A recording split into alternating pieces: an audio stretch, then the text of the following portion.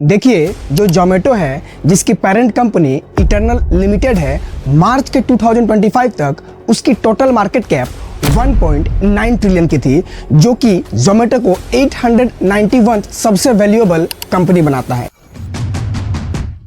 इसी के साथ 2024 में ये 2.6 ट्रिलियन का था, हालांकि 2025 में ये घट गया है। जोमेटो की 2022 के अंदर जो नेट सेल थी वो 41,900 करोड़ से ऊपर की थी, लेकिन 2023 में ये नेट सेल का आंकड़ा बढ़कर 70,000 क्रॉस कर चुका है। जहां टोटल रेवेन्यू 2022 में 47,000 करोड़ से ऊपर का था, वहीं पर 2023 आते आते ये 78,000 करोड़ से भी ऊपर पहुंच चुका है। अक्टूबर, नवंबर, दिसंबर यानी 2024 के थर्ड क्वार्टर का जो रेवेन्यू था वो 4,000 करोड़ से ऊपर था, लेकिन सितंबर यानी सेकंड क्वार्टर का रेवेन्यू इससे कम था।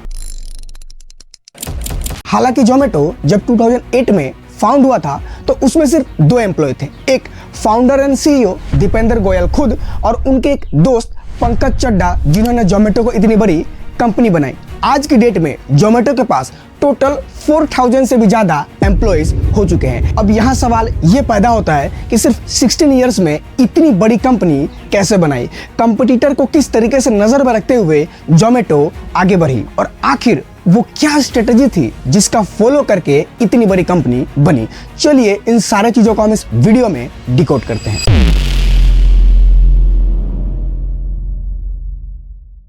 26 जनवरी 1983 को हरवंश लाल गोयल जी के घर में जन्म होता है दीपेंद्र गोयल का, जो आगे चलकर भारत का भविष्य लिखने वाले थे। दीपेंद्र के पेरेंट्स दोनों ही एकेडमिक्स में टीचर थे और पढ़ाई करवाते थे। इसके बावजूद भी दीपेंद्र पढ़ने में काफी एवरेज स्टूडेंट थे। इनफैक्ट क्लास 6 में वो फेल भी हो गए थे, हालांकि कोप अप किया था और क्लास 8 में अच्छा रिजल्ट किया था, बट क्लास 9 में दोबारा फेल हुए थे। जैसे तैसे मेहनत कर उन्होंने क्लास 10 पास तो कर ली, बट उन्हें यह क्लियर नहीं था कि आखिर उन्हें आगे क्या करना है। तो उस समय दीपेंद्र के बड़े भैया, मैं उनका नाम यहाँ पे आप लोगों को नहीं बता पाऊंगा क्योंकि इंटरनेट पे अवेलेबल नहीं है। अगर आप लोगों में से किसी को पता है तो कमेंट बॉक्स में कमेंट करके जरूर बताइएगा। वो मेडिकल की पढ़ाई कर रहे थे और उस दौरान उनको ये बात पता चलती है कि मेडिकल की पढ़ाई में काफी ज्यादा समय और बहुत ज्यादा पैसा लगता है। इसीलिए उन्होंने दीपेंद्र को ये एडवाइस दिया कि आप इंजीनियरिंग कर लो और इससे आपको काफी ज्यादा बेनिफिट होगी। और वो पॉइंट था जहां पे पहली बार दीपेंद्र को IITs के बारे में पता चलता है और JEE एग्जाम के बारे में पता चलता है। तो दीपेंद्र ने सोचा यहाँ पे खोने के लिए तो कुछ है नहीं, क्यों ना JEE एग्जाम को ही ट्राई किया जाए, और बहुत मेहनत की और इसके कारण JEE एग्जाम उन्होंने क्रैक कर दिया और IIT में बीटेक कर लिया। इसके बाद उन्होंने प्लान किया हायर स्टडीज करने के लिए और IIT दिल्ली के अंदर उन्होंने अपना MTech कंप्लीट किया। लेकिन जब वो स्टडीज के अपने लास्ट ईयर में थे, यानी लगभग 2005 में, तो एक्चुअली वो बहुत ज़्यादा फूडी थे और खाना खाना खूब पसंद करते थे। उनके अंदर कुछ स्टार्टअप्स के आइडिया आने लगे और वो ज़्यादातर खाने से रिलेटेड होते थे। उन्होंने 2005 में एक स्टार्टअप भी किया था कॉलेज के दौरान, बट वो स्टार्टअप चला नहीं। इसके बाद 2006 में उनकी प्लेसमेंट हो जाती है एक MNC कंपनी में जिसका नाम होता है बायन एंड कंपनी, और उसमें वो सीनियर एसोसिएट कंसल्टेंट के हिसाब से ज्वाइन कर लेते हैं। लेकिन उनके अंदर स्टार्टअप की भूख मरी नहीं थी। बायन एंड कंपनी में काम करने के वक्त उन्होंने ये नोटिस किया कि जब कंपनी में लंच ब्रेक होता है और लोग जब कंपनी के कैफेटेरिया में खाने जाते हैं तो काफी ज्यादा लाइन लगना पड़ता है। इसी के साथ साथ मेन्यू को इधर उधर करके देखते देखते उनका आधा घंटा निकल जाता है और लोगों को काफी ज्यादा प्रॉब्लम होती है और वो सही तरीके से लंच भी नहीं कर पाते हैं। इसीलिए उन्होंने क्या किया, अपने कैफेटेरिया के जो मेन्यू होती थी उसको स्कैन करके कंपनी के एक वेबसाइट पे डाल दिया। इसके कारण वहां पे जो कंपनी के एम्प्लॉय थे एक बार नहीं बल्कि दिन में 2-2 बार वेबसाइट को विजिट करने लगे, और ये एक प्रॉब्लम थी जो दीपेंद्र ने सॉल्व किया। इसको नजर में रखते हुए दीपेंद्र ने यह सोचा कि सिर्फ कंपनी के लिए क्यों, बल्कि दिल्ली के बाहर जाकर दिल्ली के कुछ एरिया में जहां पे लोगों को इन सारे चीजों की जरूरत है, इस सेम कॉन्सेप्ट को वहां पे भी अप्लाई किया जाए। इसीलिए वो अपनी फैमिली के साथ निकलते हैं और दिल्ली NCR एरिया में बहुत सारे रेस्टोरेंट्स में मिलकर वहां के मेन्यू को इकट्ठा करते हैं और स्कैन करते हैं और एक वेबसाइट बनाते हैं जिसका नाम होता है दिल्ली फूडी, जो आगे चलकर जोमेटो जैसी बड़ी कंपनी बनने वाली थी, वहां पे अपलोड करने लगते हैं। बहुत सारे रेस्टोरेंट्स और बहुत सारे एरिया कवर करने के बाद वो फाइनली ये सोचते हैं कि 26 जनवरी 2008 को दिल्ली फूडी नाम का जो वेबसाइट है उसे वो लाइव कर देंगे, और वो लाइव कर देते हैं। तो क्योंकि दिल्ली फूडी के वेबसाइट से दीपेंद्र को काफी बढ़िया रिस्पॉन्स मिलने लगा था, तो 16 जुलाई 2008 को उनके ही एक फ्रेंड, जिनके साथ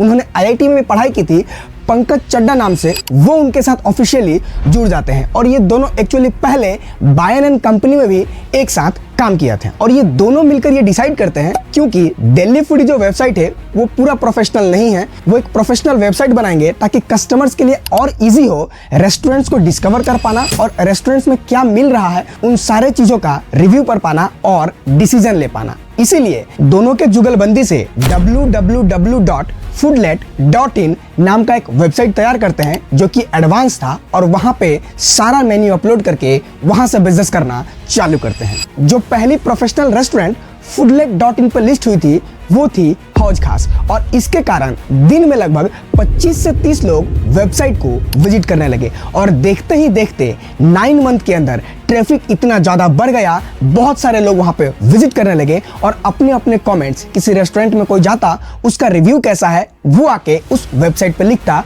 और इसके कारण बहुत ईजिली अलग अलग कस्टमर अलग अलग रेस्टोरेंट्स को डिस्कवर करने लगे, और यहाँ से फूडलेट पूरे ऑल ओवर इंडिया में बहुत जल्द पॉपुलर होने लगा। तो दीपेंद्र और पंकज ने ये डिसाइड किया कि क्यों ना इस सेम कॉन्सेप्ट को कोलकाता, मुंबई और बेंगलोर जैसे सिटीज में भी ले जाई जाए। इसीलिए उन्होंने ये डिसाइड किया कि foodlet.in जो डोमेन नेम है उसको .com में चेंज करना है, और इसी के रिसर्च में उन्होंने एक नया नाम बनाया जिसका नाम था foodebay.com। इसके तहत दीपेंद्र ने पहले मार्केट के प्रॉब्लम को एनालाइज किया और एक प्रोटोटाइप बनाकर मार्केट में लाया। हालांकि एक ट्रुथ ये भी है कि बहुत लोगों का ये मानना होता है कि जो पहला प्रोडक्ट होता है वो बहुत बढ़िया दिखना जरूरी है, लेकिन दीपेंद्र कहते हैं कि वो बहुत बढ़िया दिखने से भी ज्यादा जरूरी है कि पहला वर्जन का प्रोडक्ट बहुत सही तरीके से काम करे। लेकिन क्योंकि फूड ईबे में जो लास्ट के 4 वर्ड थे वो ईबे नाम के थे और वो एक अलग कंपनी, बहुत बड़ी कंपनी की थी, इसीलिए उनको ये डर होने लगा कि कहीं ये लास्ट के 4 वर्ड के कारण उनके आने वाले भविष्य में प्रॉब्लम ना हो। इसीलिए उन्होंने ये डिसाइड किया कि अब वो इस नाम को चेंज करने वाले हैं, और इसके तहत जब वो नाम रिसर्च करने लगे तो उनको एक नाम मिला जोमेटो, जिसकी कॉस्टिंग $10,000 की थी, और उसी के साथ साथ फोर्कवाइज जिसकी कॉस्टिंग $5 की थी। तो उन्होंने ये डिसीजन लिया कि वो $10,000 के साथ जाएंगे और जोमेटो नाम को अपने साथ लेंगे, क्योंकि ये टोमेटो से मिलता जुलता है और ये काफी ज्यादा इंडिया में इजीली प्रोनाउंसेबल होगा, यानी उन्होंने भविष्य को देखा। लेकिन जैसे जैसे आगे बढ़ता चला गया, फूडीबे के प्लेटफॉर्म पे 20 लाख से ज्यादा यूजर आ गए और बहुत सारे रेस्टोरेंट्स लिस्ट करने लगे। इससे रेस्टोरेंट्स को ये बात पता चली कि अगर रेस्टोरेंट अपने को ऊपर में लिस्ट करते हैं तो उनके पास काफी ज्यादा ट्रैफिक आने की संभावना है और वो रेस्टोरेंट्स का सेल ज्यादा होगा। इसीलिए दिल्ली एनसीआर के अंदर 4-5 लग्जरी रेस्टोरेंट्स ने दीपेंद्र को हर महीने 2 लाख रुपए तक देना चालू किया, जिसके कारण उनके पॉकेट में पैसा आने लगा और उन्होंने डिसाइड किया कि वो अपनी कंपनी को छोड़ देंगे। हालांकि उसके बाद उनके फैमिली ने उन पर काफी ज्यादा प्रेशर क्रिएट किया, बट वो मनी एनफ था कि उससे वो अपना बिजनेस चला सके। और इनिशियली उनके माइंड में ये बात थी कि जितना पैसा वो जॉब करके किसी और के लिए कमा रहे हैं, उतना ही पैसा अपना काम करके अगर अपने लिए कमा ले तो वो उनके लिए सेल्फ सफिशिएंट होगा। यानी ये वो पहला पॉइंट था जहां पे फूडीबे यानी जोमेटो को पहली बार रेवेन्यू स्ट्रीम मिला, और एडवर्टाइजमेंट का ये एक्चुअली उस समय प्लेटफॉर्म बनाया गया। जिस रेस्टोरेंट को जरूरत पड़ता था वो फूडीबे को पैसा देकर अपने रेस्टोरेंट को टॉप में लिस्ट करवाता था, और बहुत सारे कस्टमर्स उनके ही रेस्टोरेंट्स में खाने जाते थे, और बढ़िया बढ़िया जब रिव्यू मिलता तो उनका बिजनेस भी काफी ज्यादा बढ़ जाता। और इस तरीके से फूडीबे यानी जोमेटो एक मीडिया कंपनी बनकर उभरने लगी। अब क्योंकि फूडीबे के वेबसाइट के ऊपर बहुत सारी ट्रैफिक आ रही थी, उतने ट्रैफिक को कंट्रोल कर पाना काफी ज्यादा प्रॉब्लम हो रहा था। तो उस समय जोमेटो ने भी सोचा कि कहीं से फंडिंग लाई जाए, बट उसके पैरेलली जब फूडीबे ग्रोइंग फेज में था, उस दौरान इन्फोएज के फाउंडर एक्चुअली जो 99 एकड़ है, जो जीवनसाथी.com है और जो नौकरी.com की इंटरनेट कंपनी है, उसके फाउंडर संजीव बिखचंदानी और साथ में उनके colleague Hitesh Oberoi actually Foodiebay का अवतार का इस्तेमाल करते थे और वहीं से ये डिसाइड करते थे कि कौन सा रेस्टोरेंट बेटर होगा और वो वहां से ऑर्डर करके खाना खाते थे। और उनकी नज़र इस पे थी कि किस तरीके से इसको इन्वेस्टमेंट दी जा सके। तो जब संजीव बिखचंदानी को ये बात पता चली तो उन्होंने बहुत रिसर्च किया और रिसर्च करके दीपेंद्र की मेल मिलती है। उन्होंने दीपेंद्र को मेल कर दिया और उन्होंने दीपेंद्र से सुबह 9 बजे मिलने के लिए कहा। जब दीपेंद्र ने इस मेल को देखा उनको लगा ये किसी सेल्स पर्सन का है, उन्होंने इसे नकार दिया। बट जिस तरीके से बोला गया था, दीपेंद्र क्योंकि उस समय बेंगलोर में बिजी थे अपने एक्सपांशन के लिए, वो वापस से जब मेल चेक करते हैं वो शॉक्ड हो जाते हैं, ये तो संजीव बिखचंदानी का है। और 2 बजे रात को वो रिप्लाई करते हैं कि वो कल उनसे मिल लेंगे। लेकिन क्योंकि काम का प्रेशर काफी ज्यादा था तो उस दिन सुबह 6 बजे वो सोते हैं और बिखचंदानी का मैसेज था कि वो 9 बजे आकर मिले। जैसे ही दीपेंद्र उठते हैं लगभग 12 बज गया होता है और उस समय जब वो मेल देखते हैं वो शॉक्ड हो जाते हैं। वो सारे मैटर को बिखचंदानी को दूसरे मेल पर समझाते हैं और वो बोलते हैं कि अगला टाइम वो जरूर मिलेंगे। और वो फिर 2 घंटे बाद उनको मिलना था, यानी गुड़गांव से उनको 2 घंटे में नोएडा जाना था। बहुत सारी ट्रैफिक थी, सारे चीजों को ओवरकम करते हुए वो वहां पहुंचते हैं। फाइनली एक छोटी सी मीटिंग के बाद सिर्फ और सिर्फ 72 आवर्स के अंदर उनको 5 करोड़ की फंडिंग मिलती है, जिसके कारण भविष्य में जोमेटो का एक्सपांशन होना चालू हो गया। 2011 में जो जोमेटो की टोटल रेवेन्यू थी वो 33 लाख की थी। 2012 के अंदर ये 2 करोड़ क्रॉस कर गया और 2013 में ये 11 करोड़ क्रॉस हो गया। हालांकि यहाँ पे कुछ कॉस्ट भी है, नीचे दिख रहा होगा, आप लोग उसे पढ़ लीजिएगा। दीपेंद्र का ये कहना है कि अगर आपका बिजनेस स्केलेबल है तो उसके स्केल करने के बारे में सोचना चाहिए ताकि फर्स्ट मूवर एडवांटेज आपको मिल सके। बशर्ते क्या क्या फेलियर के ऑप्शंस हैं उसको भी एनालाइज करके उसको नजर में रखते हुए चलना चाहिए। वापस से जब और पैसे की जरूरत पड़ती है तो करीबन 29 लाख रुपए फिर से इन्फो एज से ले लेते हैं और बाद में चलकर थर्ड राउंड में 85 करोड़ रुपीस भी उनसे ली जाती थी।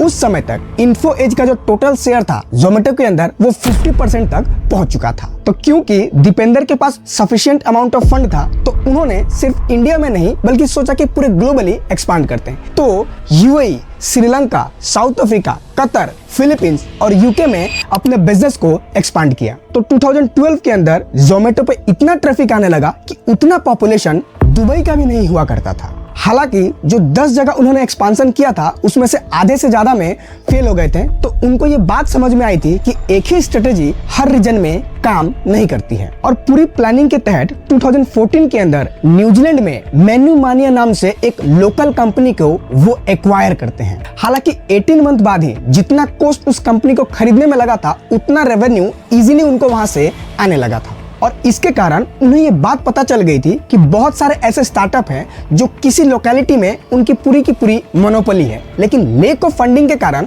वो एक्सपांड नहीं कर पा रहे थे। तो अगर इन कंपनीज को जोमेटो के अंदर ला दिया जाए तो ये डेफिनेटली बहुत एक्सपांड कर सकते हैं और बढ़िया रेवेन्यू जनरेट कर सकते हैं। इसीलिए 2014 के अंदर पोलैंड की एक कंपनी गैस्ट्रोनोची को भी खरीद लिया, इटालियन रेस्टोरेंट चिबांदो को भी एक्वायर कर लिया और साथ में नेक्स्ट टेबल जो ऑनलाइन टेबल रिजर्वेशन की प्लेटफॉर्म थी जो कि यूएस बेस्ड थी उसको भी खरीद लिया। इन सारे चीजों के बावजूद भी जोमेटो का फाउंडर का सारा ध्यान टेक्नोलॉजी पे था कि किस तरीके से टेक्नोलॉजी इन्वॉल्व हो रही थी। तो उन्होंने भी ये डिसीजन लिया कि वो अब फूड मार्केट में एंट्री करेंगे। तो फाइनली 2015 के अंदर दीपेंद्र डिसाइड करते हैं कि वो फूड डिलीवरी की भी सर्विसेज स्टार्ट करेंगे और यहाँ के बाद जोमेटो का पूरा इंटरफेस बदल जाने वाला था, जो कि हम नेक्स्ट वीडियो में देखेंगे। यहां तक देखने के लिए थैंक यू सो मच।